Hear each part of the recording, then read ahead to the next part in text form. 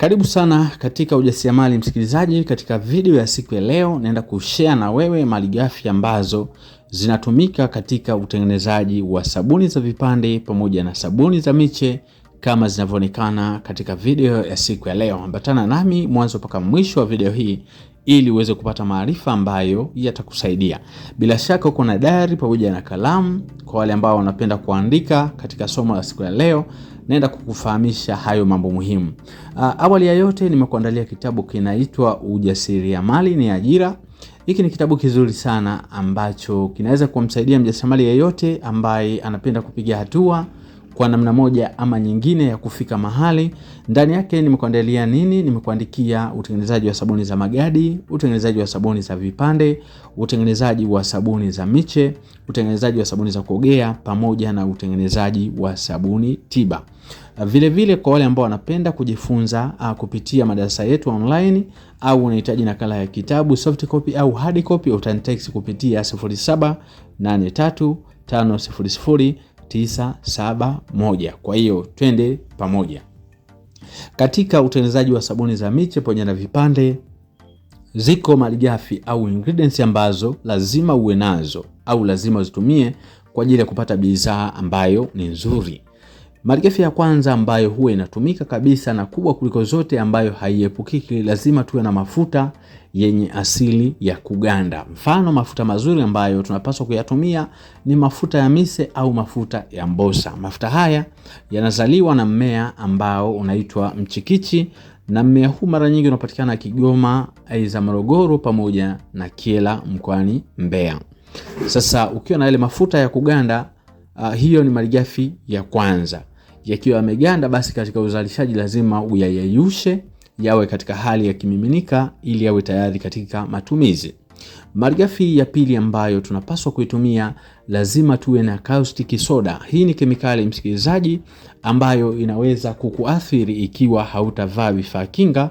Kwa hiyo basi ukiwa unatumia caustic soda ni muhimu sana ukavaa vifaa kinga ili kujikinga dhidi ya kemikali.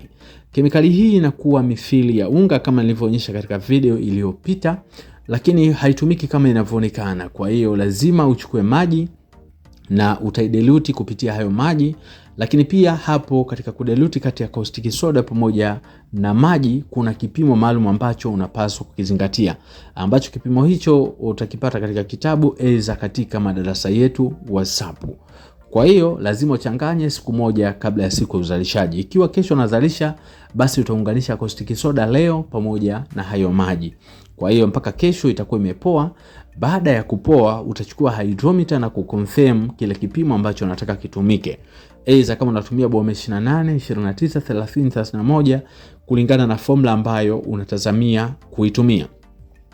Malighafi nyingine ambayo ni muhimu zaidi, lazima tuwe na sodium silicate. Sodium silicate ni muhimu kwa nini? Kwa sababu yenyewe inatusaidia kupunguza makali ya kemikali hii ya caustic soda, ili kwamba watu wengi wasichubuliwe na sabuni, aidha sabuni isiwe inawasha wakati wa kutumia, lakini pia inaleta ugumu fulani ambao unasaidia hii sabuni isiweze kuisha kabla ya wakati wake, au ugumu fulani ambao unasababisha sabuni kuchelewa kuisha. Tofauti na sabuni zingine, wasipoweka sodium silicate basi inaweza kuisha pasipo kuwa na mpangilio mzuri, au ukiweka juani basi inakuwa na uwezo wa kuyeyuka hata kwa ile mionzi ya jua. Malighafi nyingine, lazima tuwe na perfume.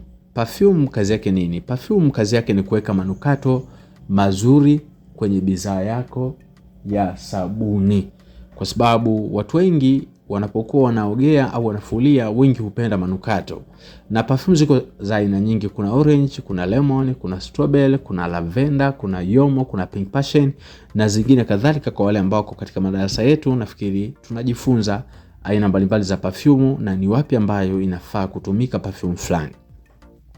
Baada hapo msikilizaji, tunakuja kwenye swala la rangi. Rangi haina ulazima, lakini inapendezesha kama tunavyoweza kuona kazi ya leo. Unaweza kuona kwamba sabuni hii hapa ya pink ambayo imekatwa vipande pamoja na sabuni hii hapa ya mche wa njano ambayo haijakatwa vipande, kuna namna fulani unaweza ukajua kwamba zinatofautiana, na kinachotofautisha hapa ni kitu kimoja tu ambacho ni rangi tu peke yake, lakini ingredients zingine zote zimetumika zile zile. Kwa hiyo rangi huleta ladha fulani nzuri ambayo inaleta muonekano wa kupendeza. Karibu sana. Ukipenda kujifunza zaidi, unaweza ukanitext kupitia hizo namba, aidha unataka kitabu au unahitaji madarasa yetu kupitia WhatsApp.